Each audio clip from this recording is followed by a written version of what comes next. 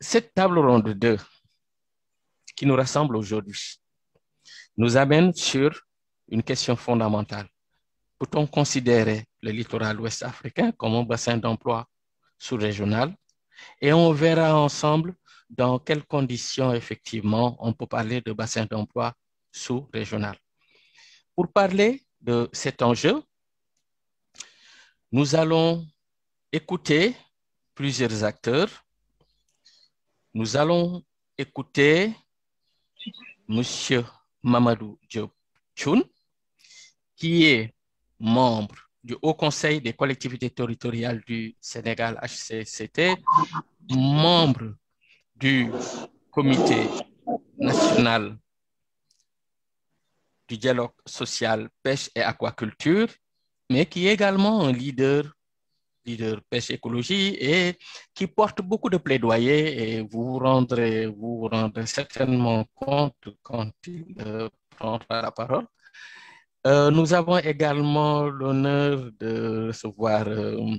Philippe Hendricks, qui est économiste senior, qui est au niveau du secrétariat du Club du Sahel et de l'Afrique de l'Ouest et rattaché à l'OCDE, qui a l'avantage de pouvoir faire une analyse plus supra par rapport à ces enjeux et nous apporter des éléments d'analyse sur la dimension sous-régionale, que ce soit dans notre zone, mais aussi dans d'autres zones en termes de littoral ouest africain.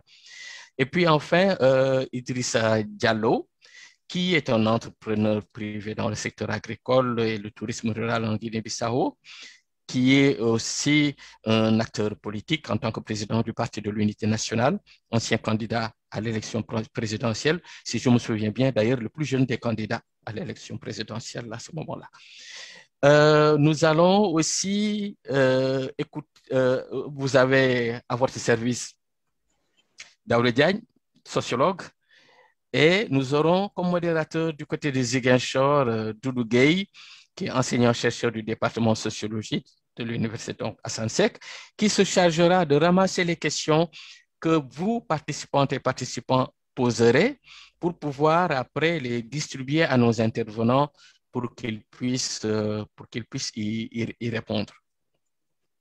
Ces questions que nous vous soumettons à vous, les participants, c'est quoi?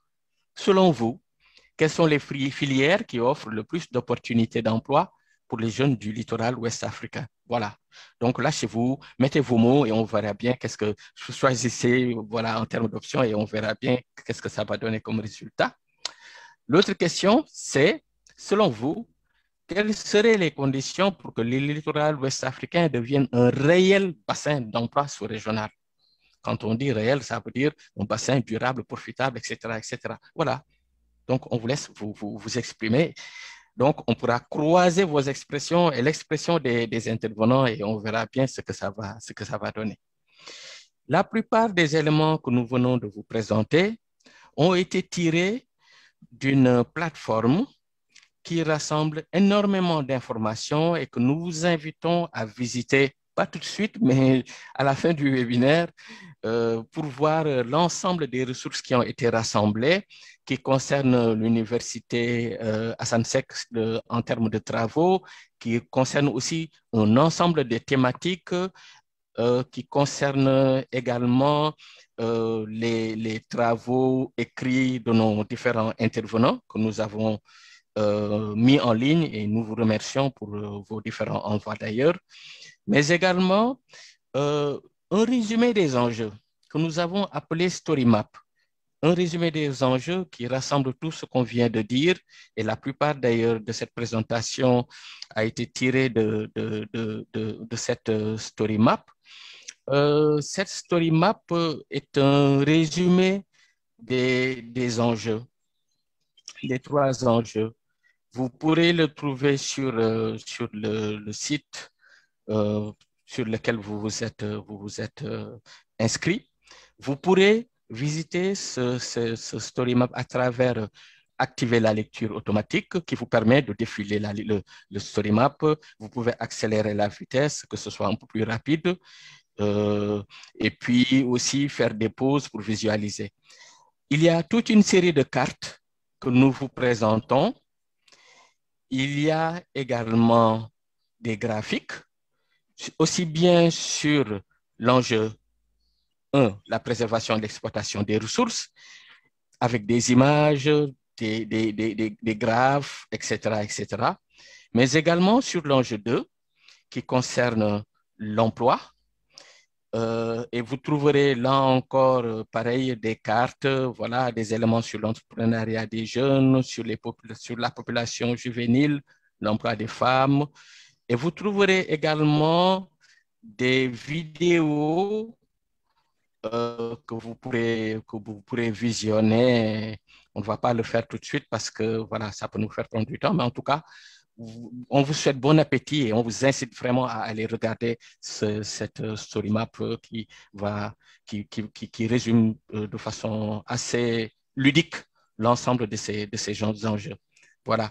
Je crois que sans plus tarder, nous allons nous tourner vers nos différents intervenants pour aller dans le vif du sujet concernant les enjeux sur l'emploi. À ce propos, je pense que nous allons prendre comme option d'abord demander à M. Philippe Hendricks de nous apporter un peu son regard en tant que quelqu'un qui est dans une institution qui fait des analyses aussi bien au niveau mondial, au niveau Afrique, mais aussi beaucoup et pendant longtemps en Afrique de l'Ouest. Et donc, qui a cet avantage d'avoir une espèce de profondeur sur les dynamiques en cours en Afrique de l'Ouest. Et donc, voilà, de nous un peu de son point de vue sur quelque part comment on peut arriver à reconnecter les jeunes à des métiers dévalorisés. Donc, comment se passe la problématique emploi jeune, comment se pose la problématique des dispositifs nationaux, voire sous-régionaux, en termes de dispositifs, mais aussi en termes d'accompagnement. On vous laisse prendre la parole et vous aurez toujours la possibilité de revenir encore après qu'on aurait écouté nos deux autres amis. Monsieur Hendricks, vous avez la parole. Merci. Bonjour à tout le monde et d'abord un grand merci à vous et au IRDR de m'associer à cette table ronde que je trouve fort intéressante. Peut-être pour répondre à votre question sur l'emploi des jeunes, les filières porteuses, les littoraux, quelques chiffres, un peu de contexte au niveau national, mais aussi macro-régional. On sait bien que depuis une décennie, peut-être, l'emploi des jeunes, c'est la grande priorité au niveau des États, des politiques, mais aussi au niveau de la communauté internationale. Dans ce cadre-là, on a commencé à travailler sur le sujet et on a travaillé sur l'économie alimentaire.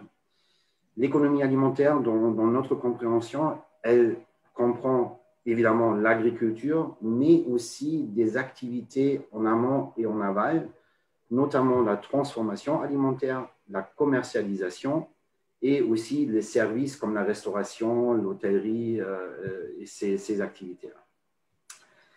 Et le premier message qui est très important, c'est le premier secteur économique dans la sous-région. Dans tous les pays, en moyenne, pour l'Afrique de l'Ouest, ça contribue à 40% du PIB.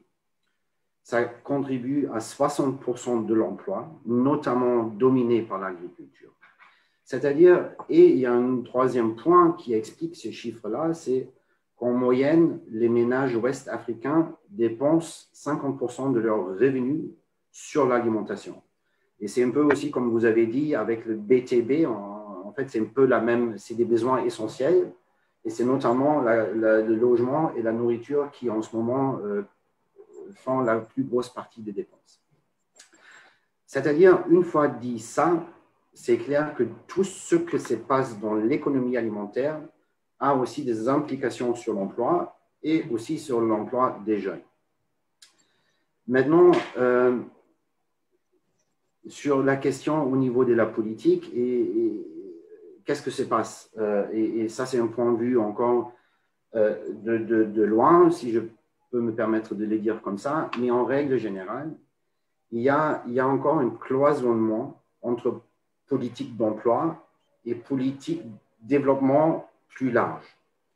C'est-à-dire, comme c'est lié avec la dominance de l'économie alimentaire, on voit très peu que dans les stratégies d'emploi, on vise vraiment ou on intègre cette dimension. Quelles sont les contraintes, comment promouvoir l'économie alimentaire localement, dans les littoraux, mais aussi dans d'autres bassins de production horticole, comme dans les Niayes ou autres. C'est-à-dire, le premier problème on voit qu'il y a un manque de stratégie, comment promouvoir ces secteurs et où se trouvent les métiers et quelles sont les projections. Pour vous donner un exemple, et ça aussi, c'est un peu pareil dans toute la sous-région, donc, au niveau des politiques agricoles, on a un grand focus sur les céréales et ça vient notamment à réduire des importations. Ce n'est pas mauvais, mais il y a très peu de focus sur d'autres filières, comme bétail et viande, comme la pêche, comme les légumes et les fruits. Et c'est notamment ce produit-là où on voit la demande croître le plus rapidement. Aussi, ça, c'est des filières qui ont besoin de plus de soutien et plus de structuration au niveau des activités en dehors de la ferme. C'est-à-dire, pour la viande et le poisson, il y a aussi une question de réfrigération. Pour les légumes et les fruits, le transport est plus compliqué que pour le stockage que pour les céréales. C'est-à-dire, il y a un déconnect entre ce que se passe, les transformations qu'on sait que sont très, très rapides, parce qu'il y a cette demande urbaine qui tire les activités, mais ce n'est pas vraiment repris dans les politiques. Aussi, une autre observation, c'est très clair que les céréales sont moins intensifs en demande de main-d'œuvre que, par exemple, des fruits et légumes. Un deuxième problème au niveau des politiques, c'est qu'on se concentre beaucoup sur la question de l'offre d'emploi. Et l'offre d'emploi, dans ce sens-là, on va dire que c'est l'éducation, c'est la formation, c'est l'entrepreneuriat, que si on forme ces jeunes, ils vont trouver un métier. Évidemment, ça aide, mais encore, dans les politiques d'emploi, il y a aussi la demande d'emploi. Et on sait, pour le moment, on se concentre trop ou pas assez sur la question de la demande d'emploi. Alors, pour résumer, je peux m'arrêter après, il y a un besoin de travailler aussi sur des politiques de développement en faveur de l'emploi, pas seulement des politiques d'emploi, des politiques de financement des activités, de structuration, de régulation des filières.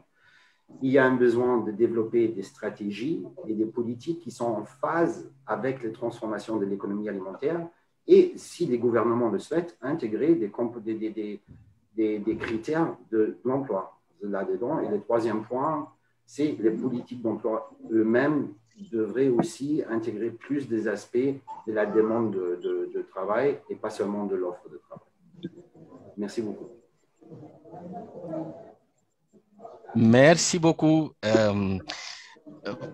Je retiens des connexions et besoin de connexion entre effectivement un potentiel qui est là, qui est visible, qu'il faudrait valoriser, mais qui n'est pas suffisamment linké en termes de vision, de politique sur effectivement toute cette politique liée à l'emploi.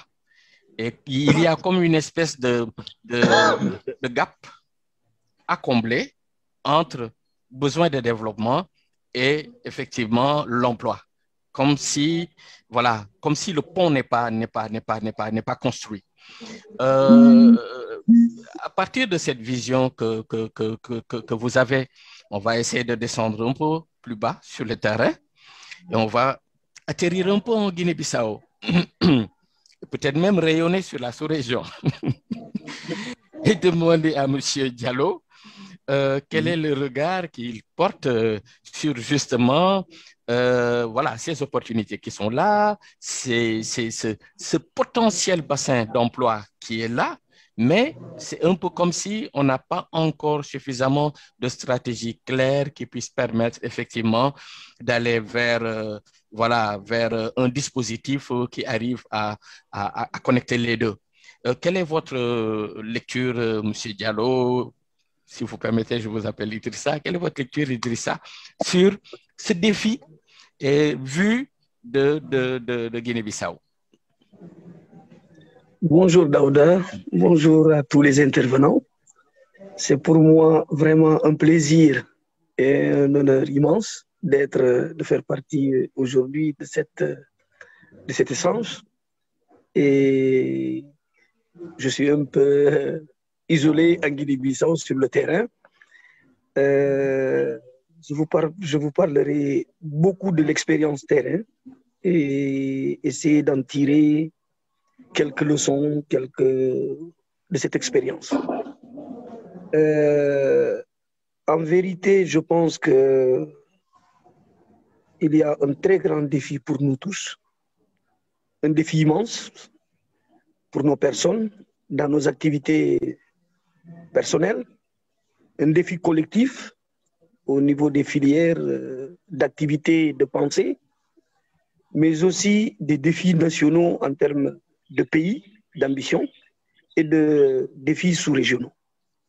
Je pense que nos pays sont confrontés, et ça deviendra de plus en plus évident, à l'émergence, à l'explosion démographique et à l'émergence de la question jeune de l'emploi. Ça, je pense que votre thématique est extrêmement intéressante pour moi. Et les réponses que nous allons apporter à ces questions importantes vont déterminer de la stabilité de nos pays et de cet ensemble du littoral ouest africain. Je veux parler d'emploi, des réponses que les sociétés, que les pays vont apporter par la création des emplois jeunes.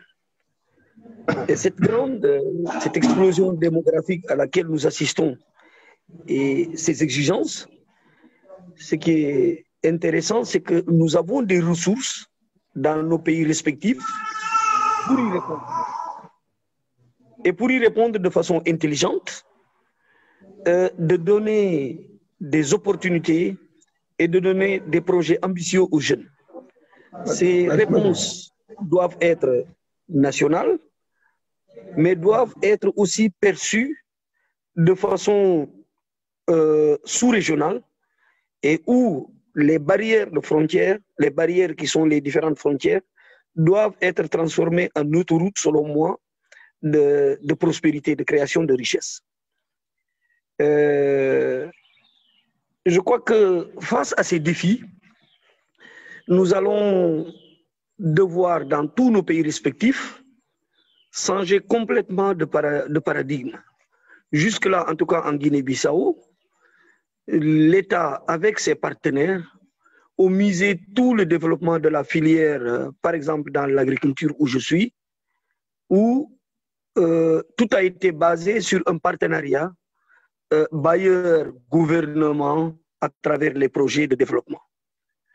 Je crois que ces démarches étaient des réponses à une époque à la problématique de création de richesses et d'emplois, mais je crois qu'aujourd'hui, il y a des dynamiques du secteur privé qui arrivent peu à peu dans la zone agricole en apportant la modernisation dans la filière pêche, etc., où je pense que l'expérience, beaucoup d'échecs, peuvent nous servir à donner une vision de ce qui pourrait être un nouveau souffle dans le développement du potentiel que nous avons et des réponses à apporter à la création de richesses, d'emplois, surtout pour les jeunes, les femmes, etc.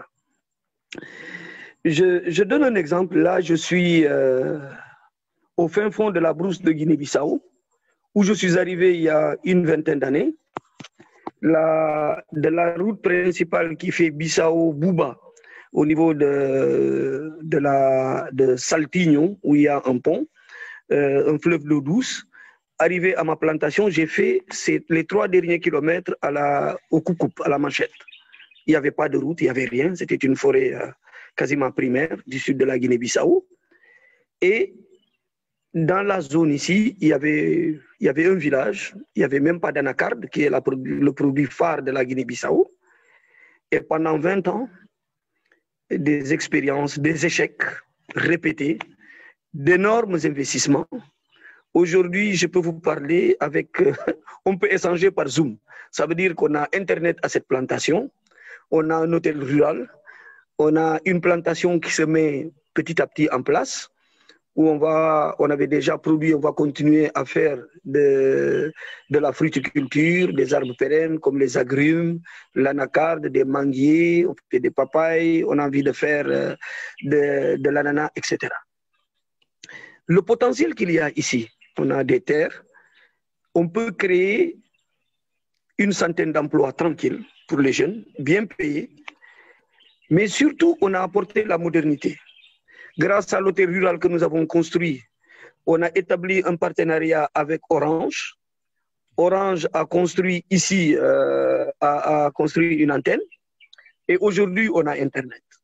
Je veux dire, autour de mon projet, c'est greffé une autre entreprise privée qui a mis en place la communication dont tous les villages de la zone sont dépendants, avec toutes les facilités que ça induit de transfert d'argent à travers Orange Money, etc.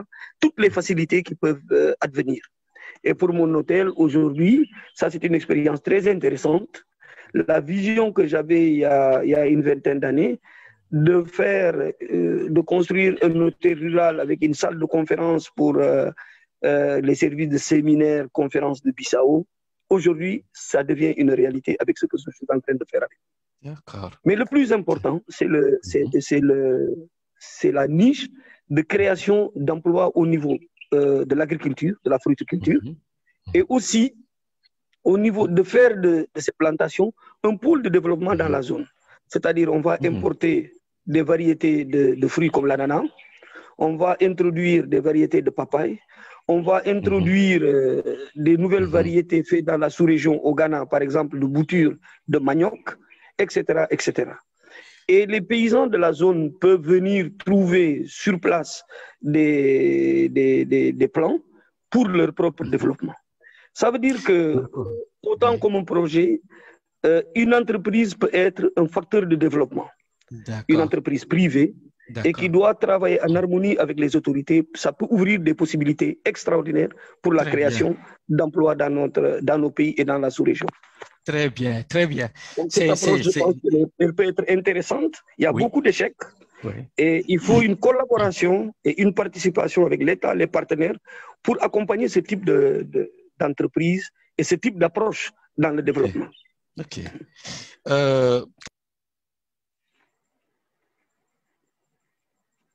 Vous êtes muté, monsieur. Vous avez une vision. Vous êtes en train de transformer cette vision en réalité. Ça prend du temps, mais c'est possible. Ouais.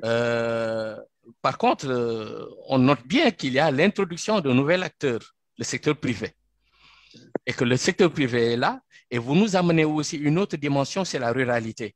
Que ce n'est pas seulement l'agriculture, ce n'est pas seulement une filière, mais c'est un ensemble de, voilà, vous parlez beaucoup de tous vos, etc. que vous citez, c'est la diversification. Vous diversifiez, vous améliorez l'environnement, vous rendez l'environnement plus attrayant parce qu'aujourd'hui, qui dit jeune dit connexion, forcément. Donc, emploi, modernité, la modernité dans les villages. Exactement. Voilà, vous apportez la modernité et quelque part, vous êtes dans une transition, dans une dynamique qui rejoint un peu ce que disait Philippe tout à l'heure, ce besoin de linker économie alimentaire et développement, parce que c'est un tout. Et là, les exemples que vous nous donnez, c'est beaucoup plus sur l'intérieur des terres. On a la chance d'avoir avec nous un pêcheur, et donc qui connaît aussi l'intérieur des terres, mais qui, je pense, pourrait nous agrémenter de quelques exemples concernant le secteur de la pêche et comment, justement, se pose la question de l'emploi dans ce secteur de la pêche, une problématique qui est certes nationale, mais qui est également sous-régionale. Mamadou Diop Thioune, quelle est votre réaction par rapport à ces deux interventions sur cette espèce de déconnexion entre économie alimentaire et politique? Ces opportunités qui nous viennent du terrain avec l'exemple de Diallo, quelle est votre lecture et comment articulez-vous tout cet ensemble?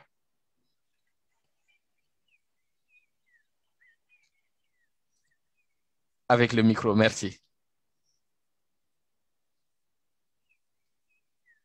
Avec le micro, merci.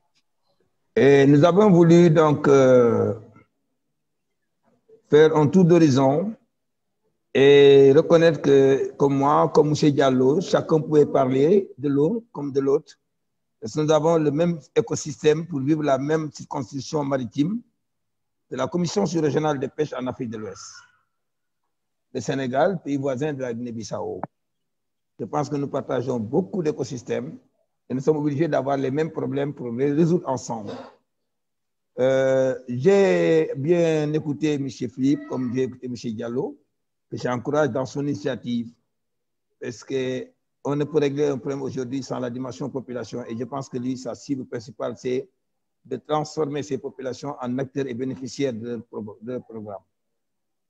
Pour parler aujourd'hui de la problématique pêche, dans la suite des engagements que nos États ont eu à signer, si on prend l'historique pêche culturelle, pêche activité de survie, aujourd'hui qui a une dimension de rente économique et qui rentre aujourd'hui dans la dimension de production d'emploi, et nous pensons qu'il y a que dans le diagnostic, l'État a manqué à régler son propre problème parce que, comme on le dit, on ne trouve pas les solutions avec ce qui les crée.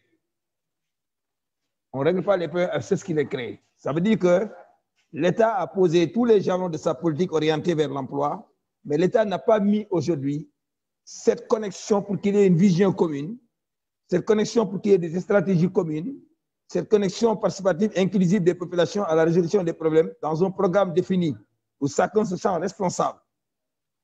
Je dis que ce qui s'est fait jusqu'à ce jour est dans le cadre informel. Parce qu'en réalité, voilà une activité qui avait échappé aux fiscalistes, aux économistes. Et dans le secteur actuel de la pêche, à l'exemple du Sénégal, nous avons des unités flottantes. Si on prend le parc de 22 000 pirogues au Sénégal, réparties en des catégories de pêche de jour comme des pêches de marée, des pêches qui sont orientées vers la production à l'approvisionnement des unités d'exportation que nous connaissons et qui aujourd'hui augmentent la devise. On s'autorise à dire que comment dans un pays où la pêche produit 297 milliards de nos francs et que le pourcentage de 2% attribué au secteur informel pêche pouvait maintenant réinvestir à nouveau la cogestion, à nouveau la durabilité des pêches. Mais nous avons opté aujourd'hui faire quand même une analyse de notre potentiel, agriculture bio, agriculture écologique, agriculture grand A, de pêche, élevage, agriculture, en mettant l'accent sur la pêche. Si vous prenez aujourd'hui de la capture au débarquement, du débarquement à l'approvisionnement des marchés, à la consommation, l'apport protéine animale d'origine halieutique est très important au niveau du Sénégal. Mais il y a qu'aujourd'hui, les axes aujourd'hui qui mènent à ce développement connaissent aujourd'hui des obstacles. Les obstacles inhérents à la malgouvernance, à la répartition aujourd'hui, mal répartition aujourd'hui des investissements. C'est dire qu'aujourd'hui, une incitation est réelle et nécessaire pour que les acteurs privés puissent prendre à bras le corps la problématique du développement. Parce qu'il ne faudrait pas que tout soit étranger et que tout nous vienne d'ailleurs. Il faut que l'empreinte nationale soit en tout cas une priorité de stabilité sociale. Et qu'aujourd'hui, les profits ne soient pas aujourd'hui une priorité, beaucoup plus que l'importance que nous cataloguons aujourd'hui en intérêt national.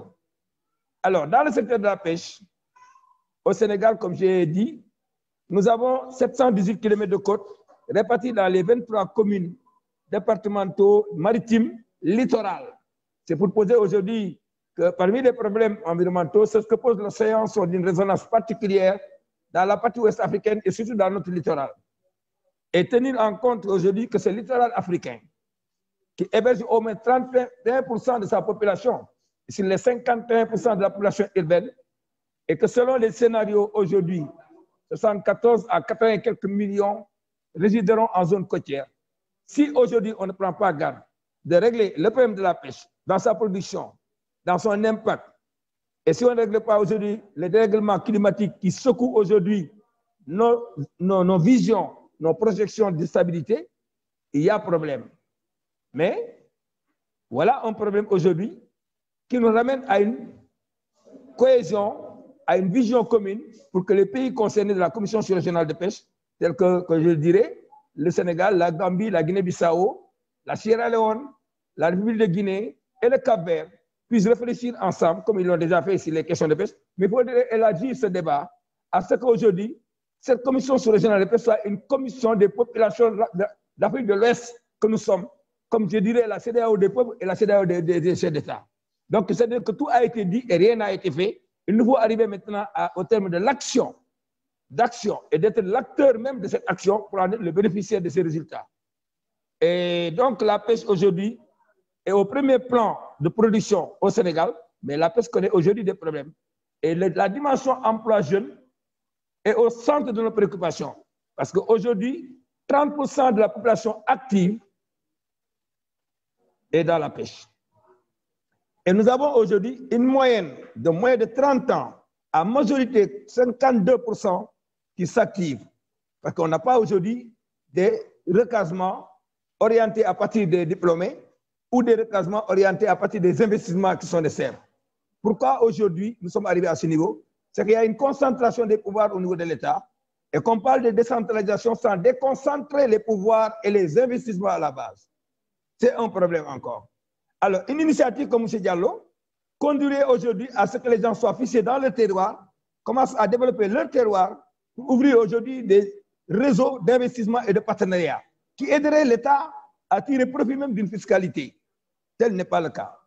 Et nous allons avoir plus loin, à l'ère où aujourd'hui le Sénégal parle de pêche, à l'ère pétrole-gaz, est-ce qu'aujourd'hui il y a au moins des mécanismes de suivi, de gestion transparente pour impacter l'appui au développement local à partir des revenus pétro-gaziers, alors que nous n'utilisons pas aujourd'hui les techniques qui analysent aujourd'hui la gestion pétro-gazière, parce que nous en sommes aujourd'hui nouvellement incorporés.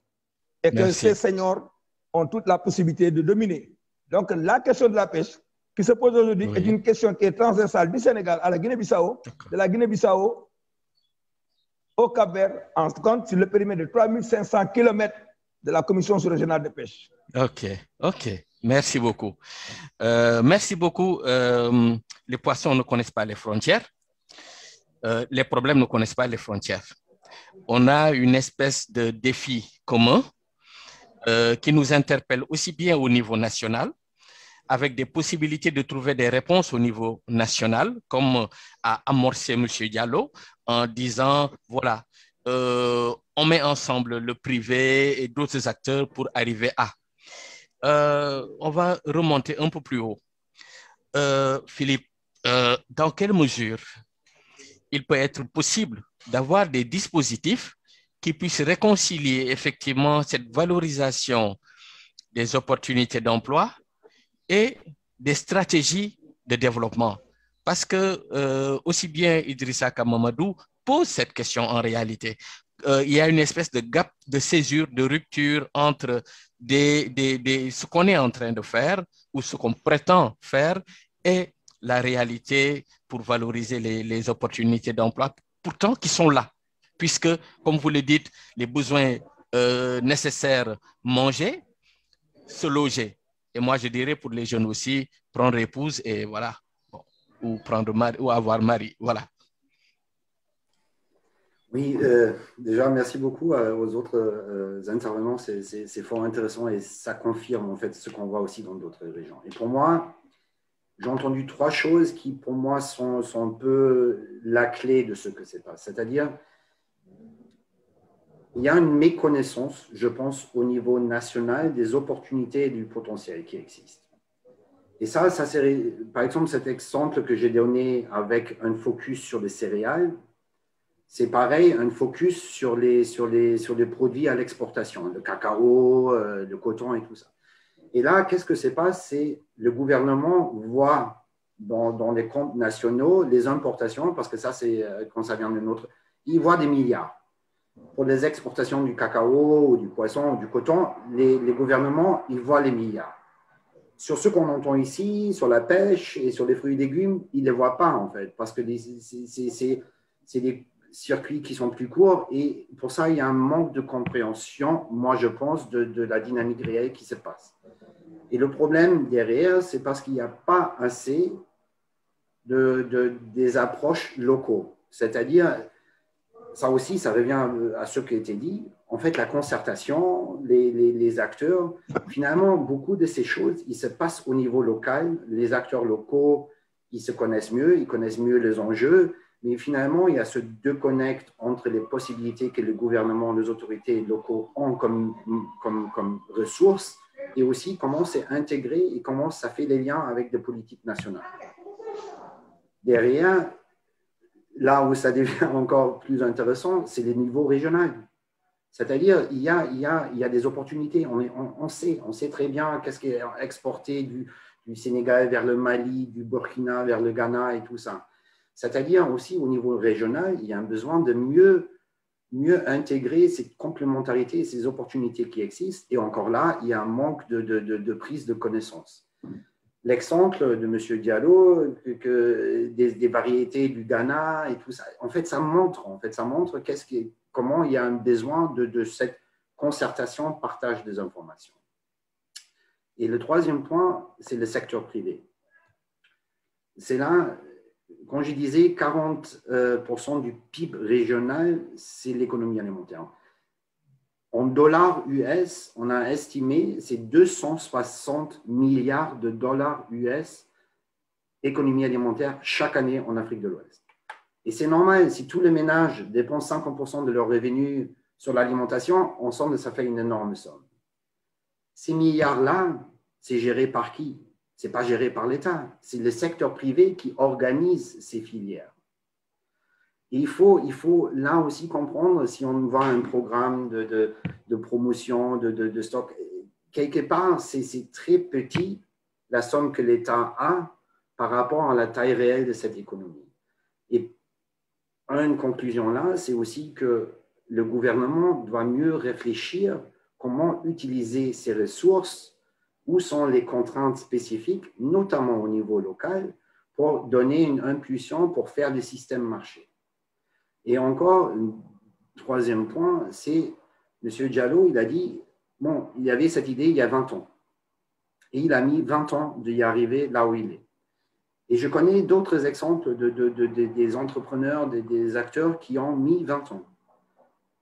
Le problème derrière ces 20 ans, c'est quoi en fait? Parce qu'en soi, c'est vraiment un succès énorme.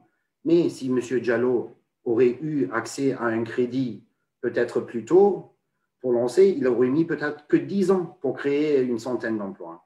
Et si on multiplie ça à travers tous les acteurs au niveau local, dans le secteur privé, ça fait des chiffres énormes pour la création d'emplois. C'est clair. C'est clair. Maintenant, par rapport, je vais revenir à Diallo. 20 ans, c'est un temps long. Les jeunes, vous l'avez dit, il y a une explosion démographique. Les jeunes sont là et une des caractéristiques des jeunes, c'est qu'ils sont pressés. Un jeune, il ne va pas attendre 5 ans, 10 ans pour se réaliser. Il est pressé, il a besoin d'un emploi tout de suite et de vivre tout de suite sa vie. Est-ce que vous pensez qu'il peut y avoir des moyens d'arriver à mettre en place des dispositifs sur le plan formation professionnelle, peut-être, en tout cas, disons, insertion professionnelle, pour que des acteurs comme vous puissent se démultiplier et faire masse? Est-ce que vous croyez qu'il y a effectivement une possibilité d'être innovant en la matière et de faire masse pour avoir justement ce bassin d'emploi au niveau sous-régional?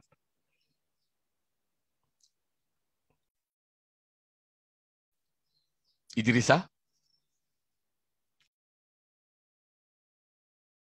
avec le micro.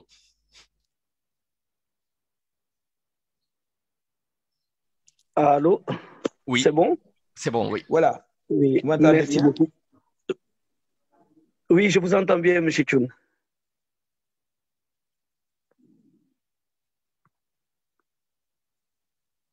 Allô? Où les questions d'emploi tournent à plus de 2 millions directs ou indirects. Ça veut dire que depuis qu'on a parlé de la sécheresse et de l'exode rural, c'est le secteur de la pêche qui a absorbé toute cette dynamique dans la recherche des possibilités de travail qui sont offertes aujourd'hui par l'océan. Si vous prenez aujourd'hui la traçabilité capture jusqu'à la consommation, vous voyez en quelque sorte que tous ceux qui aujourd'hui sont dans la pêche ne sont pas réellement des acteurs qualifiés et professionnels qui ont aussi des possibilités d'être formés, d'être spécialisés, comme nous l'avons fait aujourd'hui avec la formation des capitaines et des seconds, pour former maintenant aujourd'hui un observatoire pour avoir le potentiel dans l'équipage de l'embarcation artisanale comme dans l'embarcation industrielle. Alors, comme il le dit souvent, il y a une méconnaissance des potentiels qu'offre aujourd'hui le secteur informel qui échappe aux fiscalistes, aux économistes et dans la plupart aujourd'hui aux statisticiens qui font aujourd'hui beaucoup d'erreurs sur l'appréciation. Si aujourd'hui la tendance était inversée, que l'approche bottom-up puisse maintenant contribuer à la mise en place d'un rétablissement de mesures correctives sur nos statistiques, sur nos évaluations, je dirais qu'on s'en serait un résultat favorable qui est valable et pour le Sénégal et pour toute la région africaine. Regardez un exemple aujourd'hui. Si de l'autre côté, on nous dit, vous avez un potentiel qui disparaît de vos ressources annuellement et ça constitue un plafond de 325 milliards de pêche INN. C'est qu'il n'y a pas de contrôle, il n'y a pas de surveillance dans la commission sous-régionale de pêche. Et qu'on nous dise aujourd'hui que si vous prenez aujourd'hui les engagements de Maputo ou vous prenez maintenant les orientations de Malao sur le renforcement des capacités qui interpellent les États dans la gestion de l'économie bleue, je pense que les solutions seraient là, mais il faudrait que dans l'action, qu'on puisse impliquer les acteurs eux-mêmes. Merci beaucoup, Mamadou. On revient à Idrissa. Est-ce que c'est le même raisonnement? Autant on parle d'économie bleue, à connaître, à maîtriser, à impulser et mettre des conditions favorables. Est-ce qu'on peut dire la même chose sur une économie verte au niveau du monde rural? Bon, moi, je pense que pour tous nos pays, il y a vraiment une urgence pour revenir à ce que tu disais, à passer de la réflexion et à trouver des réponses immédiates. Je crois que tu as bien décrit l'état d'esprit des jeunes aujourd'hui dans notre sous-région. Il s'est passé, je crois, il y a eu ces dernières années une rupture en termes de mentalité, en termes de façon de voir le monde de la part des jeunes. Nos enfants ne sont plus comme nous. Ils ont un autre vécu, ils sont connectés, pas au niveau seulement local. Aujourd'hui, de ce village où je suis, les jeunes peuvent voir ce qui se passe au Sénégal, au Cap-Vert, en Guinée-Conakry, mais aussi en Europe. Il y a des besoins nouveaux en termes d'expectatives pour eux que n'avaient pas leurs parents, même leurs grands-parents. Je crois que si les responsables de nos pays, des familles jusqu'aux autorités politiques, ne prennent pas cette dimension en compte, il va y avoir de sérieux problèmes dans tous nos pays. Les jeunes n'attendront pas. C'est pour ça, comme Mamadou, je pense qu'il est urgent, mais il est vraiment urgent que toutes les possibilités de création de richesses soient exploitées, qu'on sorte des grands cadres, des grandes conférences, des grandes rencontres qui ne riment à rien, pour qu'on aille rechercher du petit village, des berges de l'océan, toutes les possibilités, tout ce qui marche et le transformer à grande échelle. Parce que les jeunes n'attendront pas, ils ont des besoins et pour moi, ils ont raison. Et les besoins, pour qu'on réponde aux besoins des jeunes, je crois qu'il est important que nous tous, nous fassions un travail sur nous-mêmes.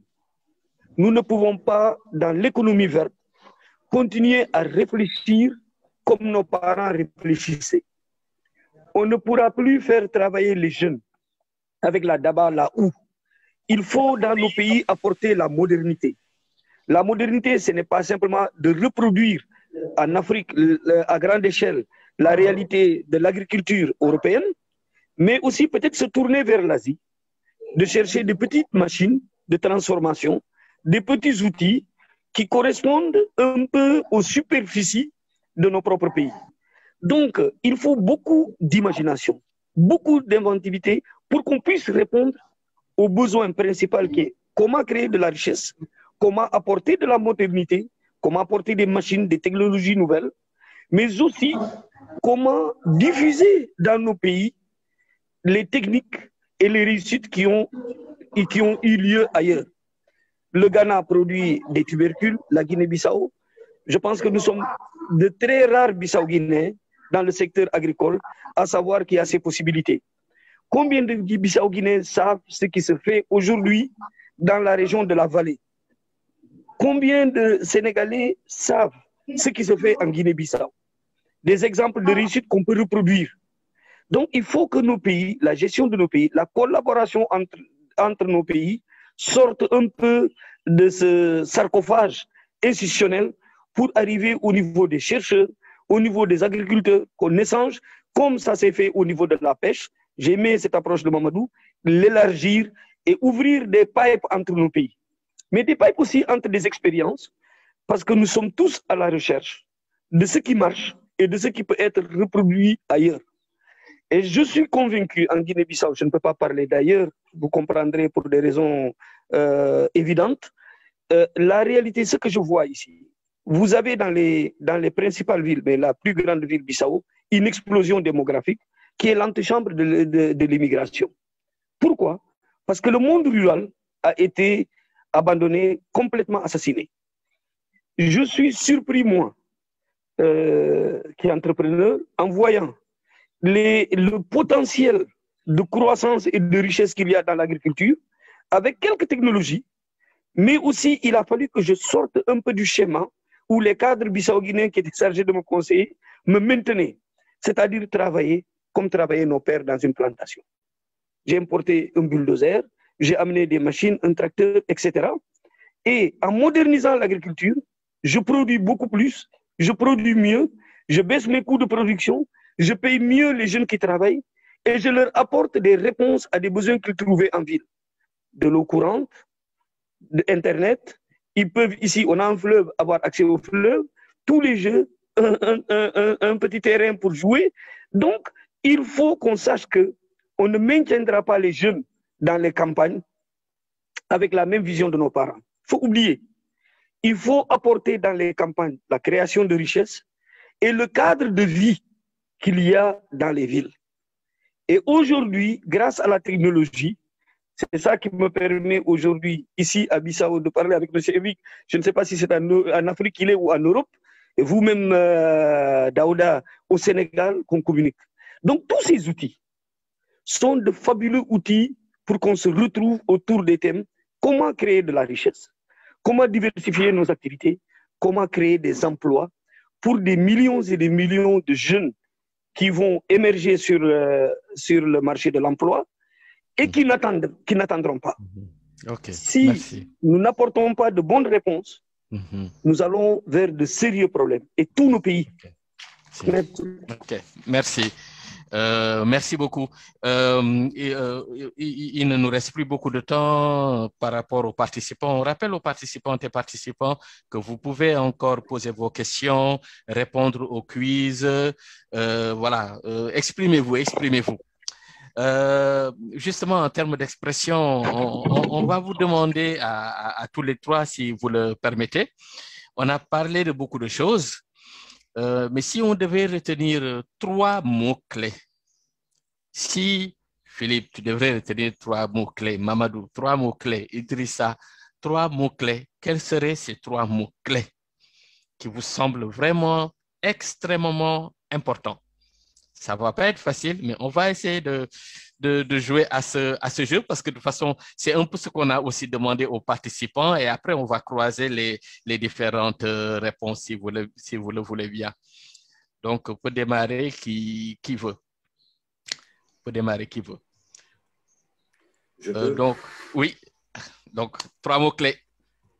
Pour moi, c'est concertation locale, c'est-à-dire des approches décentralisées de développement économique, locaux. Le deuxième, c'est intégration régionale, coopération régionale. Et le troisième, c'est connexion. C'est connexion dans tous les sens, entre acteurs, entre opérateurs, entre la demande et la production, connexion. Ok, d'accord. Ah, super, merci beaucoup. 3 mots-clés, Mamadou? Ouais, je pense que la dimension participative, elle est importante et que la création des inforoutes à partir de cette participation, elle serait importante. Et la responsabilisation. Il faut responsabiliser aujourd'hui les gens, les mettre dans des responsabilités et les responsabilités, je crois qu'il y a une nuance. Il faut que les gens soient au fait que ça les concerne et c'est pour eux d'abord, avant que ce soit pour les autres. Ok. Il en faut en fait un devoir et un droit. Un devoir et un droit, d'accord. Devoir et droit. Ok. Est-ce que derrière ce mot, vous abordez un peu les aspects de citoyenneté ou pas forcément? Voilà, j'aborde les questions de la citoyenneté parce que ce que je ne veux pas aborder de manière physique, c'est que les gens d'ici ne croient pas aujourd'hui à l'alternance générationnelle. Ah oui. Il faut que les gens puissent maintenant céder. Diallo disait que c'est le parlant cultivé avec d'anciens moyens qui sont aujourd'hui interpellés par la modernisation. Et il a donné un résultat dans le fait maintenant d'innover. Aujourd'hui, nous pouvons aujourd'hui, en tout cas, faire appel. La transition, en tout cas, toute transition doit interpeller la science. Et pour interpeller la science, il faut prendre les scientifiques. Je veux dire là que nous, je constate chez nous qu'il faut une priorité dans la participation. Je parle de participation en pensant d'abord à la recherche. Nos politiques ne financent pas les recherches. D'accord, ok. Il n'y a pas de développement sans la recherche. Aujourd'hui, les scientifiques doivent être au devant pour être consultés et pour être pris en compte dans l'orientation qui nous désigne, parce que de l'autre côté, on les consulte. Ok. Merci beaucoup. Merci beaucoup, Diallo. Diallo, 3 mots-clés. Quels sont les 3 mots-clés qui vous semblent les plus importants?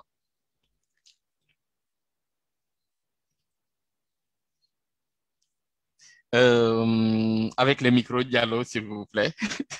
Avec le micro. Le micro n'arrête pas de me... de te lâcher. Non. Non, je pense que mes 3 mots-clés rejoindront ce que Philippe, Mamadou ont dit partiellement ou même totalement. Je crois que le premier point pour moi, c'est d'explorer toutes les pistes dans tous nos pays, de différentes activités qui marchent, pour pouvoir les généraliser. Ça, c'est le premier point pour moi.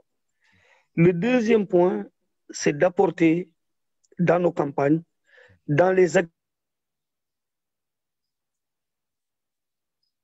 activités du secteur informel, la modernité. Même les secteurs privés, les activités comme l'agriculture, l'élevage et autres, la modernité.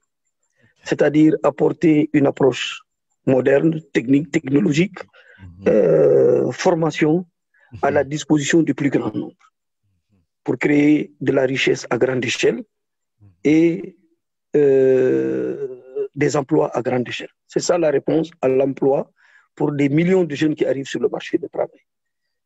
Troisième élément qui est pour moi important, c'est une collaboration. Une nouvelle collaboration entre ce qu'on nomme indûment le secteur informel. Pour moi, je mettrais tous les entrepreneurs hors piste, qui ne sont pas des entrepreneurs dans le sens moderne qu'on l'entend, avec des expériences d'entreprise, une comptabilité qui tient la route et tout, mais tous ceux qui sont à la marginalité du système, qui expérimentent de nouvelles choses. Donc, tous ces acteurs-là, plus le gouvernement, les différents gouvernements, bon, les autorités locales aussi, quand il existe, comme au Sénégal, dans le cadre de décentralisation, et les partenaires de développement. C'est-à-dire ne plus s'en tenir au schéma traditionnel où il y avait les bailleurs, le gouvernement, plus les projets. Donc, sortir de ce carcan, aller sur le terrain, identifier ce qui marche à tous les niveaux, agriculture, pêche, petit secteur informel dans nos villes, voir les niches de création d'emplois, essayer de les accompagner. Hein. OK. Voilà, donc moi, ce sont mes trois mots, explorer les pistes, la modernisation et cette nouvelle approche de collaboration entre les différents acteurs. OK.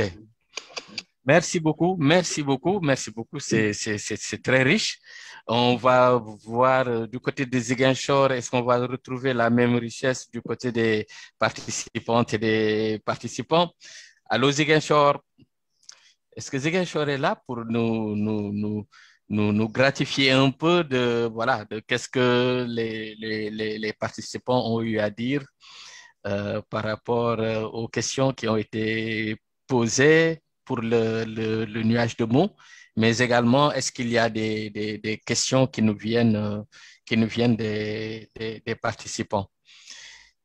Si Doudou est là, on aimerait bien le voir.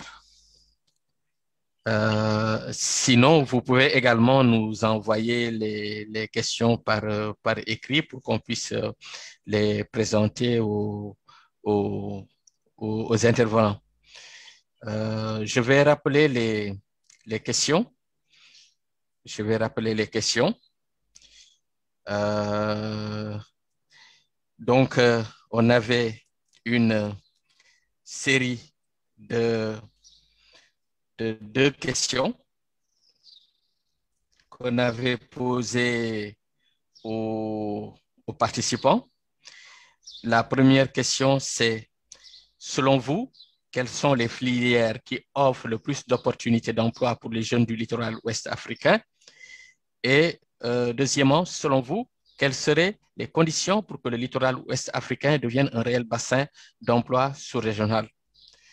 On peut dire qu'à ces deux questions, nous avons déjà des débuts de réponse que les intervenants nous ont apportés, aussi bien au niveau des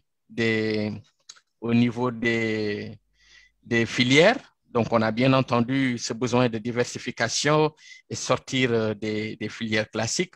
On a bien également entendu, en termes de conditions, ce souci de concertation, d'apport de modernité et d'exploration de nouvelles pistes pour changer les façons de faire. En tout cas, un besoin de transition, un besoin de transition. Si Doudou n'est pas encore prêt, on va essayer d'aller visualiser un peu les réponses qui nous ont été apportées par rapport à nos interrogations. Nous avions une première question. Selon vous, quelles sont les filières qui offrent le plus d'opportunités d'emploi pour les jeunes du littoral ouest africain? Ici, on a trois mots qui ressortent. Pêche, construction, mais de façon extrêmement forte, agriculture. Je pense que ça rejoint un peu déjà le point d'attaque de Philippe dans sa première intervention, qui nous disait que l'agriculture constitue vraiment le premier axe à partir desquels il est possible de créer des emplois, de créer de la richesse. Et il faisait le lien avec l'économie alimentaire. Mais on a bien entendu aussi ce point qui dit agriculture, oui, mais pas seulement agriculture comme on l'entendait, produits d'exportation, mais plutôt diversification. Et c'est l'exemple que nous a amené effectivement Idrissa à travers cette multiplicité de possibilités. La pêche est également citée, mais on sent que l'agriculture est là. Mais n'oublions pas que Thioune parlait d'agriculture avec grand A. Et donc, quelque part, parmi ceux qui ont dit agriculture, peut-être aussi qu'il y a certains qui ont inséré la dimension pêche. On va essayer de voir par rapport à l'autre question qui a été posée sur la dimension un peu un nuage de mots. Selon vous, quelles seraient les conditions pour que le littoral ouest africain devienne un réel bassin d'emploi sous-régional? Ici, par contre, rien n'émerge. nous avons infrastructure, services de base, marché, crédit, investissement. Quelque part, ça nous renvoie un peu au fait qu'il n'est pas possible de choisir une dimension et de laisser les autres dimensions. C'est presque un message pour dire que, voilà, il faut forcément prendre en compte l'ensemble de ces dimensions. Crédit, donc investissement, marché, effectivement, que ce soit national ou sous-régional, investissement, mais également services de base, infrastructure, peut-être aussi c'est un clin d'œil à la modernité dont parlait Diallo. Voilà. Nous allons admettre gentiment Doudou pour lui permettre de nous renvoyer des éléments de questions qui nous viennent des participants.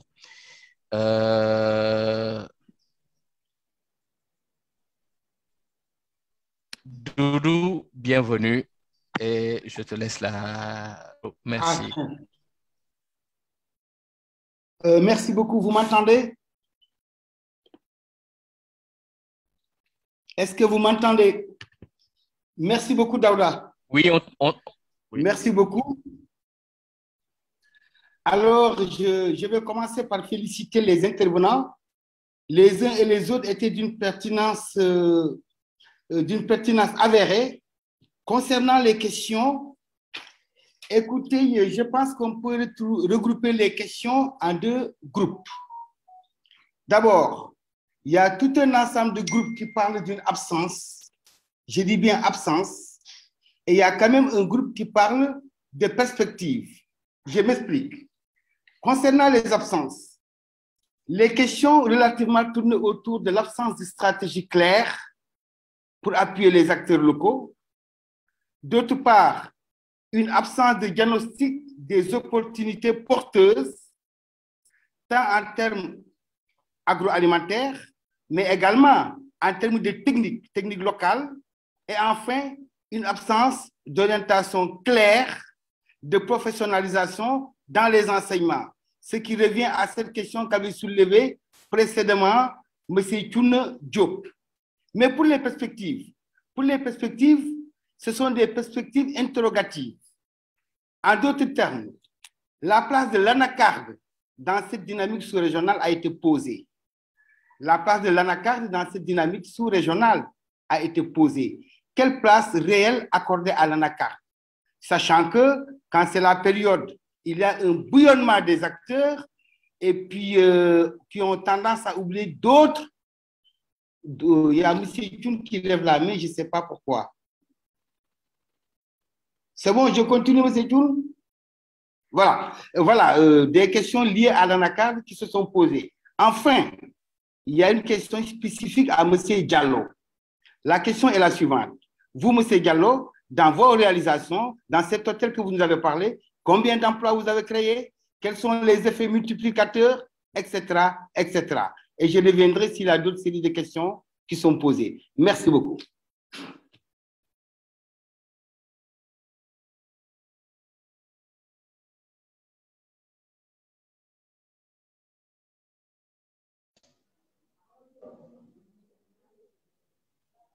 Oui, Mamadou?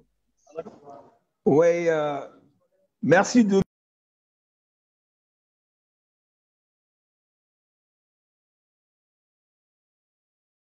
Question de... une préoccupation sur les stratégies à poser. Mais c'est dire que, comme je l'ai interpellé dans mon discours, l'État est tenu d'avoir une vision commune avec les bénéficiaires. Parce que nous sommes en train de voir des politiques qui nous orientent en dehors de nos attentes. Et comme si nous devions être aujourd'hui un élément de décor dans ces attentes. En prenant la question de l'anacarde, je m'autorise à dire qu'une région comme la Casamance, qui aujourd'hui d'abord interpelle l'État à restaurer le parc de la basse Casamance et avoir aujourd'hui un cadre de concertation, un dialogue territorial pour que la croissance locale soit mieux répartie entre les différents acteurs qui interviennent. Et là, c'est un début de sécurisation de l'activité et la sécurisation même de ces travailleurs. la place de l'ANACAR est au centre de nos préoccupations. Parce que quand même, sur les questions de devises, il faut attendre aujourd'hui que, voilà, aujourd'hui, un secteur en progression par rapport aujourd'hui au secteur de la pêche dans aujourd'hui, de prendre compte aujourd'hui de cette dimension qui interpelle beaucoup d'investisseurs privés et qui nous amène à un partenariat qui aujourd'hui, sous le contrôle de l'État, est très fructueux. Tant du côté même du transport maritime. Si on prend aujourd'hui l'analyse des transports maritimes, on voit la place de l'ANACAR dans l'exploitation maritime et on est en train de congénérer aujourd'hui les ports de Dakar comme en mettant aujourd'hui une certaine approche de valeur, de chaîne de valeur dans la zone de Casamance qui polarise la Guinée-Bissau comme la Gambie. Merci.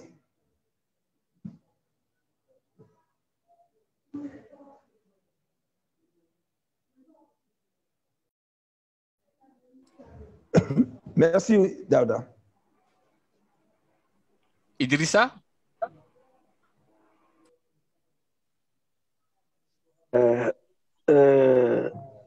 Allô? Tu m'entends, Daouda? Parfaitement. Allô? OK. Parfaitement. Non, pour répondre à Doudou, je pense que nous allons ouvrir juste à la fin de la saison des pluies. On a fini les constructions et tout. Donc, on va commencer avec une dizaine d'emplois pour l'hôtel et un peu plus pour l'agriculture. Un peu plus pour l'agriculture. Et puis, ça va monter en puissance. La phase finale du projet, on va doubler les capacités de l'hôtel parce qu'on va travailler beaucoup sur les week-ends, les séminaires et les conférences. Avant de toucher le marché extérieur, parce qu'au large, au bord de la plantation, il y a un chapelet d'îles sur le fleuve qui est magnifique, un écosystème unique, très beau. Je pense que c'est une zone extrêmement belle qui peut intéresser les touristes du Sénégal et de l'Europe. Donc, on veut se mettre sur ce créneau de tourisme rural, respectueux de l'environnement. Avec des énergies vertes, on a installé une centrale solaire. Et puis, ça se passe dans une plantation que nous voulons bio, complètement, à 100%. Et tous les produits que nous allons... Bon, toutes nos productions locales vont répondre à ces critères, que ce soit pour le marché local et pour l'export. Donc, nous voulons délibérément nous mettre sur le bio et tirer le potentiel de ce site qui bénéficie d'une présence. On a une quantité d'eau, on longe un fleuve d'eau douce, donc ça nous ouvre des possibilités extraordinaires en termes de production. Donc, je pense qu'il y a beaucoup d'emplois à créer, mais surtout aussi, si nous arrivons à réussir un modèle, on va être la locomotive pour beaucoup de choses pour l'agriculture dans cette partie du pays et au-delà. Voilà. Merci beaucoup. Philippe, des réactions par rapport aux deux intervenants et à leurs réponses? Moi, une chose, c'est aussi à travers des questions, quelles sont les filières les plus porteuses. Pour moi, ça soulève vraiment cette question de définir des priorités au niveau des politiques. C'est-à-dire, tous les pays dans le monde, en Europe, en Afrique, en Asie, les gouvernements ne peuvent pas tout faire. Il faut toujours avoir des priorités et ces priorités doivent correspondre aux ressources qu'on a. Parce que si on a des belles stratégies, mais on ne sait pas les financer, ça ne sert pas à grand-chose. C'est-à-dire, et ça c'est très important, parce que les gouvernements en Afrique, l'exemple du cacao en Côte d'Ivoire et en Ghana, c'est le meilleur exemple. Là, les gouvernements ont montré qu'ils savent structurer des filières, qu'ils savent faciliter l'activité économique du secteur privé. Ils ont démontré ça. Et ça c'est très important, parce qu'une fois qu'on a défini les priorités, évidemment en concertation avec des aspects territoriaux, là, on peut vraiment mettre en place des politiques qui vont changer la dynamique. Pour moi, ça c'est vraiment clé. Et pour ça, quelle filière est la plus porteuse, ça dépend d'un contexte local. Et aussi cette importance de l'économie alimentaire. Pourquoi aussi? Parce que l'économie, elle ne fonctionne pas en vase clos, c'est-à-dire l'alimentaire est lié au secteur des services manufacturiers. Et aussi, M. Diallo, il a dit, avec toute cette technologie qui a apporté, il peut produire mieux et moins cher. Et ce moins cher, ça c'est important aussi, parce que si on facilite l'activité économique, on va réduire le prix au consommateur. Le consommateur qui paye moins sa nourriture, il va avoir plus de ressources pour dépenser sur le tourisme, sur le logement, sur des choses comme ça, en fait. Et ça crée des effets multiplicateurs à travers toute l'économie.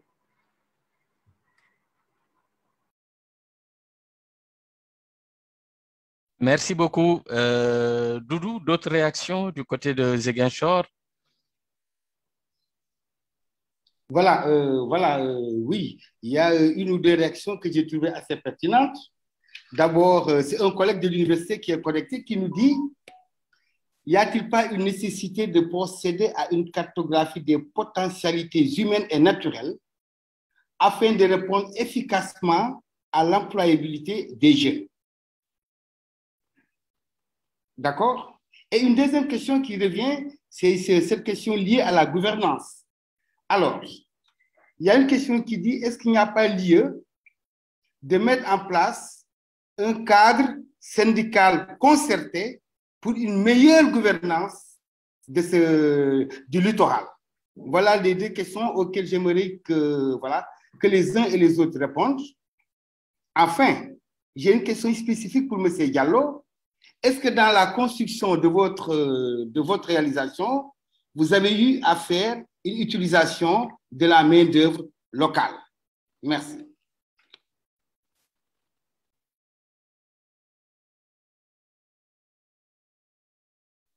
Merci Doudou. Idrissa? Oui, on utilise beaucoup la main-d'œuvre locale et de la main-d'œuvre à laquelle on fait appel ponctuellement au Sénégal.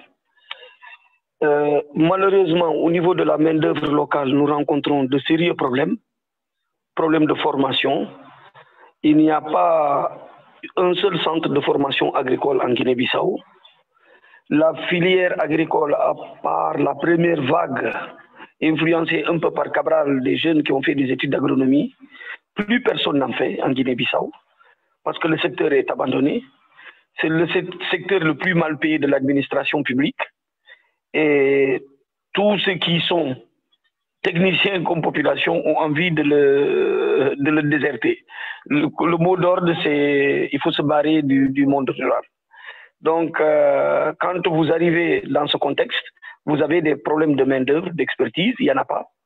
Donc, je m'appuie beaucoup sur le Sénégal, avec des techniciens avec qui je travaille, comme Ali Diop, Ziguinchor et d'autres.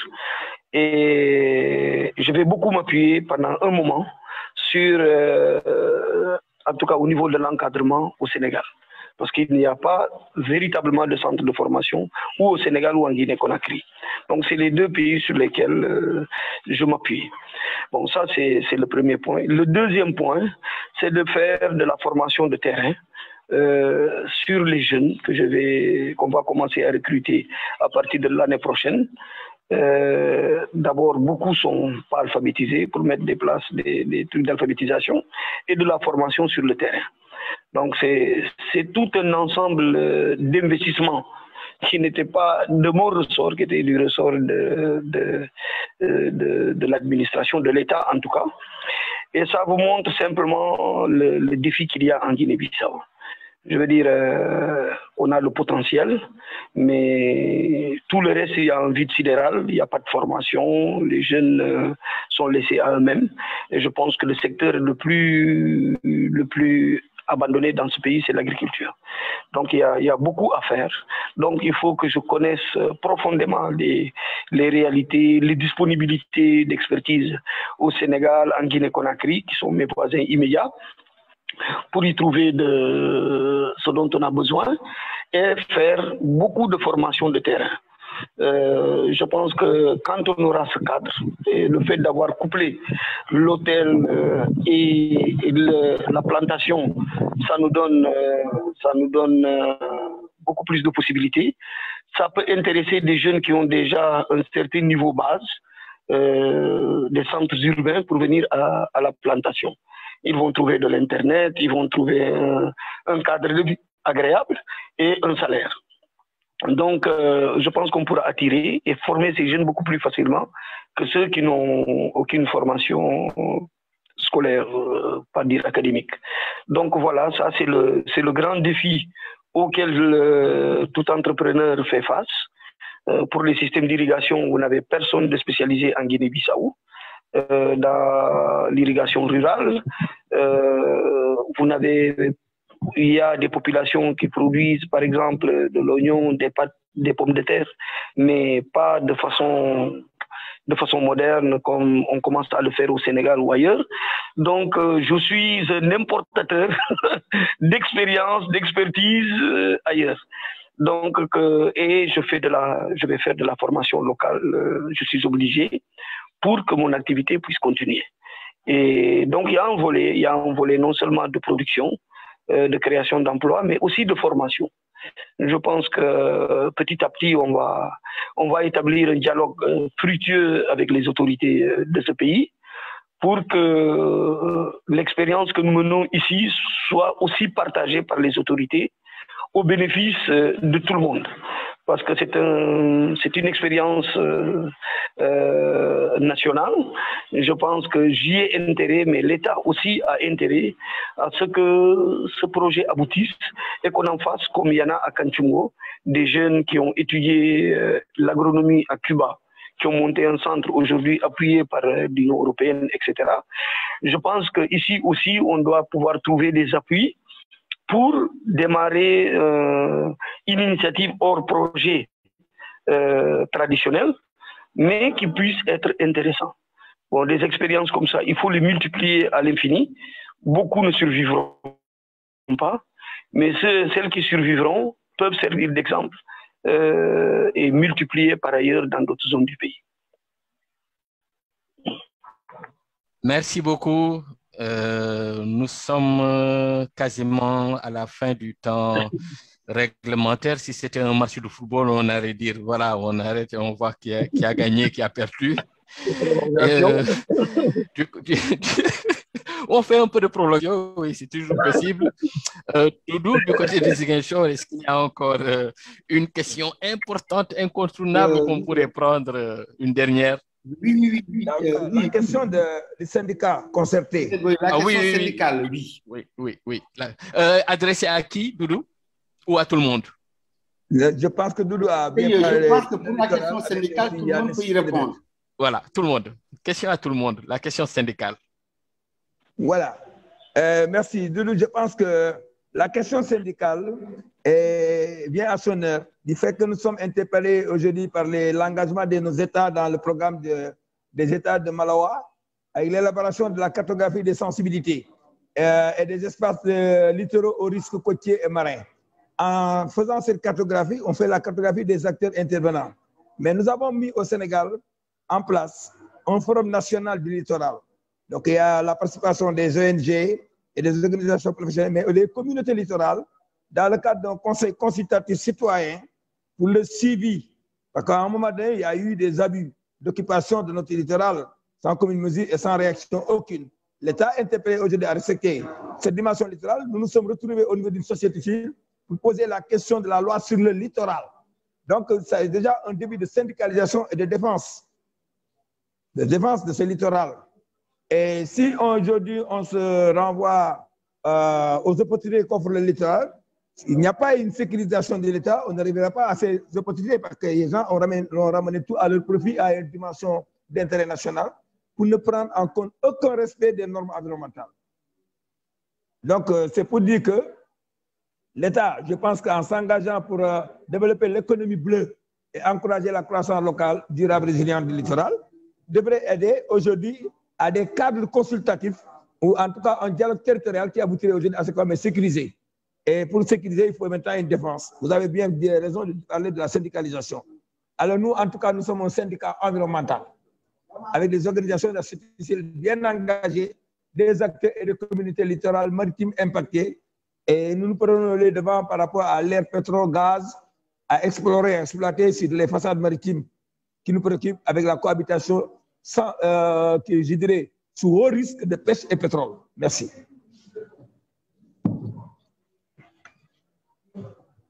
Une autre réaction sur le syndicat? Donc, on peut siffler la fin du match. Oui, oui, Doudou.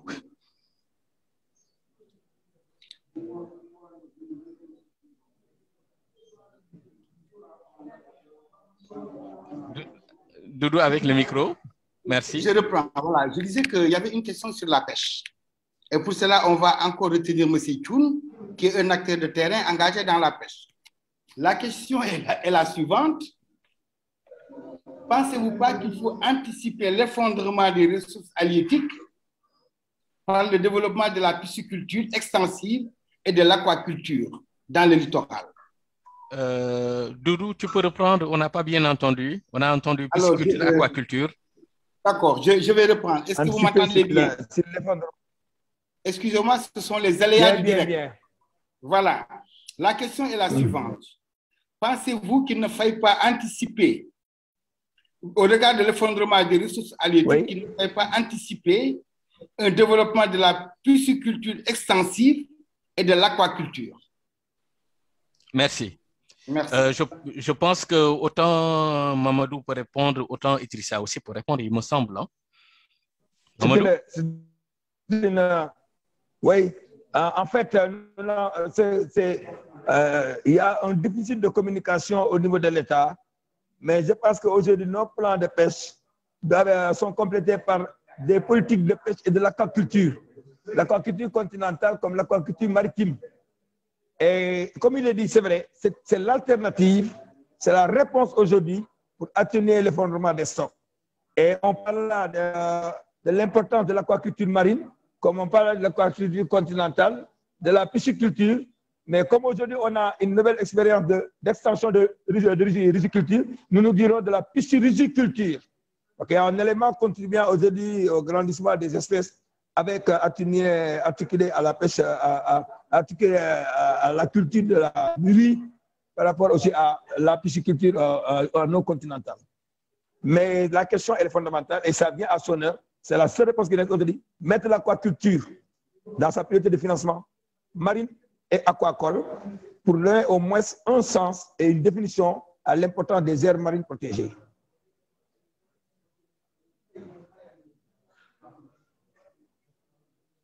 Merci. Idrissa?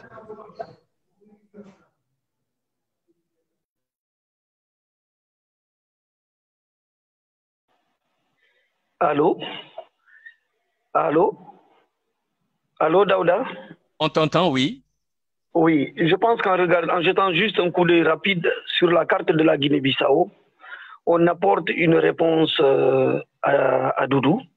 Ce que je veux dire, il y a un tel potentiel dans nos pays. La Guinée-Bissau a un niveau de consommation de protéines animales des plus bas de la sous-région, alors qu'on a des possibilités halieutiques les plus importantes de l'Afrique de l'Ouest. Et surtout, on a un potentiel de pisciculture extraordinaire, vu la configuration propre de nos pays, qui est le pays entier est traversé de cours d'eau. Vous ne ferez pas 50 km de route en Guinée-Bissau sans tomber sur des cours d'eau, des ponts, etc. Donc, tout ça peut permettre le développement de l'agriculture, des aliments de base, la production d'insectes comme produit de protéines, complété avec du prémix qu'on peut apporter de l'Europe, mais pour lancer toute une filière de pisciculture, d'agriculture, etc. Ce qui est intéressant, c'est que malgré les défis dans nos pays, les défis d'emploi, etc., les problèmes d'alimentation, les problèmes de création d'emplois, on a le potentiel qu'il faut ici. Il faut des entrepreneurs, il faut des gens qui sortent des chantiers battus pour exploiter tout ce que nous avons comme potentialité. et elles sont extraordinaires. Il manque des visions d'entreprise, des gens qui osent prendre des risques, sortir des sentiers battus. Et chaque filière est une possibilité de création de richesse et d'emploi. Donc, je pense que la pisciculture, l'aquaculture doivent être des réponses à nos besoins alimentaires, de protéines d'origine animale, donc de la pêche, et de création d'emplois, et aussi permettre des repos biologiques dans l'océan mieux acceptés, etc., sans que ça impacte l'approvisionnement de nos populations en poissons. Donc voilà, je pense qu'il y a des réponses. Il y a des réponses. Surtout, ça peut être lié aussi à l'agriculture, dans la production pour la création des rations pour la pisciculture. Voilà. Et merci beaucoup. Je pense que s'il y a un dernier mot que Philippe voudrait placer, et après... Donc, on va vous demander encore 5 minutes de prolongation. Juste 5 minutes de prolongation, histoire de faire une petite synthèse par rapport à ce qu'on a entendu depuis ce matin, en quelques minutes, pour rassembler les idées, si vous le voulez bien. Donc, on va vous proposer de repartager l'écran et de tendre vers cette dernière virage. Dernier virage, on va commencer par dire un mot. Un mot. On a parlé de bassin d'emploi. Mais derrière bassin d'emploi, on a entendu deux choses. On a entendu ressources naturelles, mais on a également entendu ressources humaines. Ressources humaines pour dire qu'il y a un besoin de cartographie de l'ensemble et des ressources naturelles et des ressources humaines pour une vraie valorisation et une transformation en termes de bassin d'emploi. Mais ce défi est à relever sous plusieurs conditions qu'on va examiner. Une première condition, c'est un besoin de concertation entre des acteurs qui doivent être impliqués. Un besoin aussi de diagnostic. Diagnostic pour mieux connaître les ressources naturelles et les ressources humaines, mais aussi pour mieux connaître ce qui marche. Parce qu'en fait, on a une espèce de déconnexion dans les façons de faire entre des pratiques qui sont d'hier, qui mettent dans des carcans des acteurs et qui utilisent des stratégies qui sont plus un héritage par rapport aux politiques d'exportation, par rapport à la création de dividendes grâce à ces exportations, alors que quelque part, il y a un vivier extraordinaire, ce sont les jeunes. Un vivier extraordinaire, c'est un ensemble de ressources qui peuvent tendre vers la création de ce qu'on pourrait appeler une économie alimentaire. Et donc, quelque part, c'est comme si on est face à un besoin d'innovation. On doit innover. Innover en faisant des connexions, en faisant des intégrations. Des connexions, des intégrations entre une économie bleue qu'on connaît, une économie verte qu'on connaît moins bien en termes de potentialité, une connexion, une intégration entre des acteurs, certes du secteur public, parce que le rôle régalien reste toujours là, mais également du secteur privé, mais également des politiques. Je devrais aussi rajouter les chercheurs, les scientifiques, pour que justement on puisse mieux valoriser le potentiel de diversification, sortir des schémas classiques, céréales, produits d'export, etc., et aller aussi vers une diversification en termes de développement rural, apporter de la modernité, parce qu'on s'adresse à des jeunes et le jeune, il n'a pas envie de vivre comme vivaient ses parents et ses grands-parents, et ça peut se comprendre parce qu'on est dans un monde beaucoup plus ouvert. Ce monde plus ouvert, cette modernité peut aussi favoriser la connaissance de pratiques, d'expériences qui se passent dans la sous-région, voire au-delà, et pouvoir justement profiter de cette connaissance offerte ailleurs, de ces expériences qui marchent au niveau local pour les transformer à travers une mise à l'échelle. Mais qui dit mise à l'échelle parle de partir du local, aller vers le national, mais aussi aller vers le marché sous-régional qui est effectivement la meilleure échelle pour instaurer une dynamique productive qui puisse permettre une création de richesse dans la durée. Donc, pour résumer, de l'inclusion, de la participation, mais aussi des compétences à acquérir, parce que comme le disait Idrissa, le besoin il est là, il faut pouvoir y répondre, et ça passe par aussi le développement de capacités nouvelles et de capacités qui correspondent aux ambitions qu'on se donne. L'autre élément, c'est la responsabilité qui doit pousser tous les acteurs à pouvoir travailler aussi bien sur les droits et les devoirs, donc plus de citoyenneté pour ensemble arriver à une meilleure redéfinition des priorités.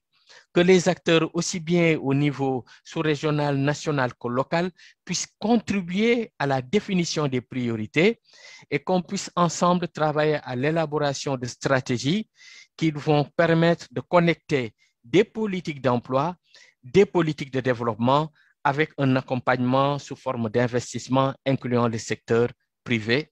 Et quelque part, c'est l'ensemble de ces éléments et de ces stratégies qui pourraient permettre de construire un avenir, de créer de l'espoir pour ces jeunes et de transformer effectivement la sous-région en un bassin d'emploi qui apporterait le sourire et ne pousserait pas les jeunes à aller vers un autre chemin que nous connaissons et que je pense nous craignons tous. Donc, sur cette note d'optimisme et d'espoir d'un avenir plus reluisant, vous remercions toutes et tous en tant que participants à cette deuxième table ronde. Nous renouvelons nos remerciements d'abord à Ziguinchor qui nous a chauffé la salle avec les questions des participantes et des participants. Et on remercie vivement nos trois intervenants. Philippe Elvings de l'OCDE qui nous a gratifié de cette lecture sous forme de parabole, de recul en termes de stratégie de politique. Monsieur Thioune qui a un pied chez les politiques, un pied sur le terrain et qui nous a aidé à vraiment faire l'articulation entre les deux. Et monsieur Diallo qu'on a trouvé sur le terrain, connecté depuis la brousse qui est en train de se moderniser. Il constitue un espoir pour les jeunes qui vont bénéficier des multiples emplois qu'il est en train de créer. Bravo à tous, merci beaucoup. Et on vous donne rendez-vous dans une semaine pour parler de mobilité et de migration. À qui je dois rendre le micro? Ben, à la session prochaine. À bientôt. Bye bye. À bientôt. À bientôt. Bye. Merci. Au revoir. Merci. Allez, bye bye. Au revoir. Au revoir.